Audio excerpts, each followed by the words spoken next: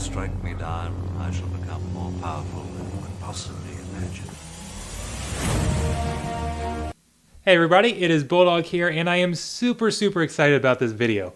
I am so excited to be back making content guides for end-level players. I've been doing so much intro-level, mid-level, since that's where I'm at when I started over with my new account.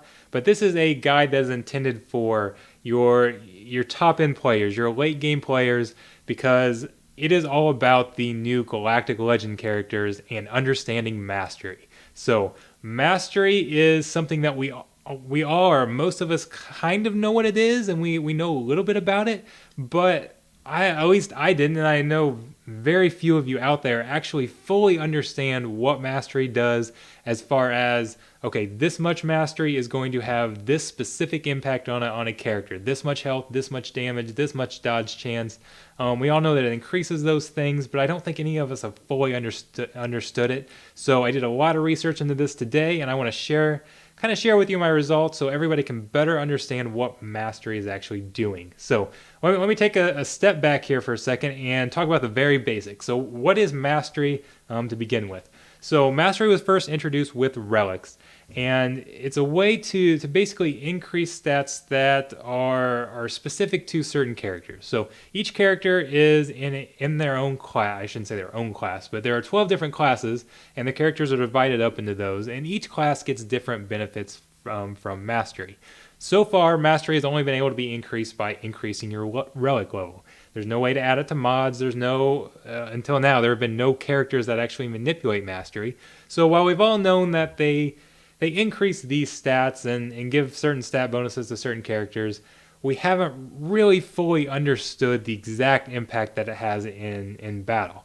Now that we have new Galactic Legend characters that, for example, in their leadership ability is to increase mastery by 40%. But what does that mean, to increase that by 40%? So, again, did a little research here, and this is the chart that I came up with. Let me take myself off the screen here. This is the exact stat boost that every character gets per 1 point of mastery. So, if you, for example, a Relic 7 character will have 45 points of mastery. So the bonus that they are getting to their stats is, you can take any of these stats and multiply it by 45, and that will give you the bonus that a Relic 7 character is currently getting. And pretty much all of these are linear.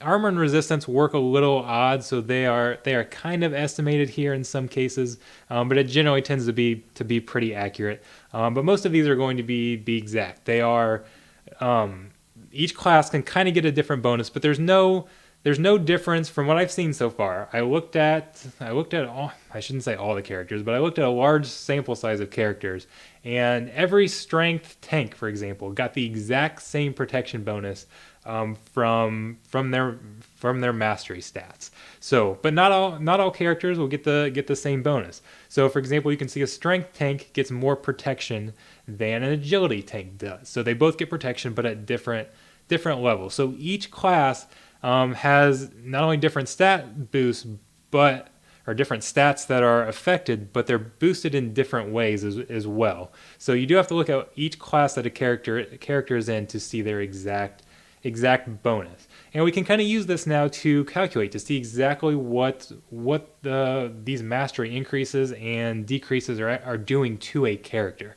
So I know looking at them per mastery point is kind of odd, and maybe this isn't quite making sense to you. So I want to show an exact example here to make this a little clearer. So let's take a look at two fairly common characters. So Jedi Training Rey. At Relic 7, this is the exact bonus that Jedi Training Rey is going to get from the Rey leadership ability. Plus 40% mastery will give her 3,600 protection, 2,160 health, and 6.3% dodge chance. So that is exactly what the leadership is doing for Han. So let's look at an attacker here.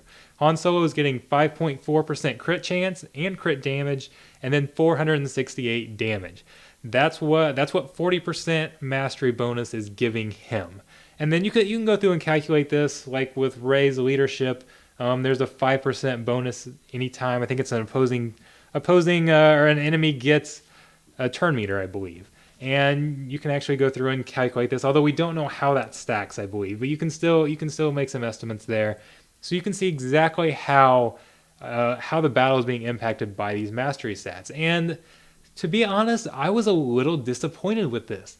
When I was reading, I guess I say disappointed as far as it's not having as big of an impact as I initially thought it would. Now, for a lot of us that don't have these characters, that's not a disappointment. That's extremely exciting. But when I read the leadership ability and plus 40% mastery, I was really expecting it to be a much bigger impact. So, like looking at Jedi Training Ray, a total of 5,700 protection plus health and 6% dodge chance. That's not insignificant, but that's not, when we're talking about the bonus we get from a leadership ability, that's not a huge amount. It's really not. And these characters do so much damage anymore, and it's a nice little addition to have, but that's certainly not a key. I mean, you're not getting the leadership bonus. Excuse me. You're not choosing the leadership ability just for these mastery bonuses, because they're just not that much. And we talk about getting 5% mastery bonuses throughout the battle.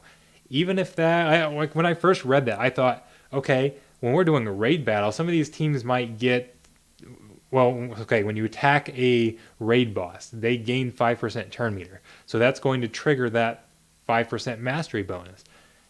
Some teams might get 100 hits on a raid boss. So by the end of the battle, you're looking at something like 500% mastery, depending on how that stacks. Well, I thought that would be like an absolutely huge thing. And while I mean it certainly is big, it's not near as big as I really thought it was going to be. So ultimately, it's going to be a little while before we start to get all these characters unlocked and really see the actual impact in the battle. But as far as crunching the numbers and looking at things, the mastery impact is not what I thought it was going to be. So that's kind of my big takeaway from this for the moment, is that mastery is not, it's not really, again, I don't want to undersell it, because yes, some of these stats can be very good, especially as you start to boost them even further, but it's not wowing me. Like, okay, when the stats for Ray just came out, and when I saw 100k base health before even adding the uniques and that type of thing in, that was like, okay, wow, that's a lot of health. Those stats are huge. They have what's like 390 speed at Relic 7.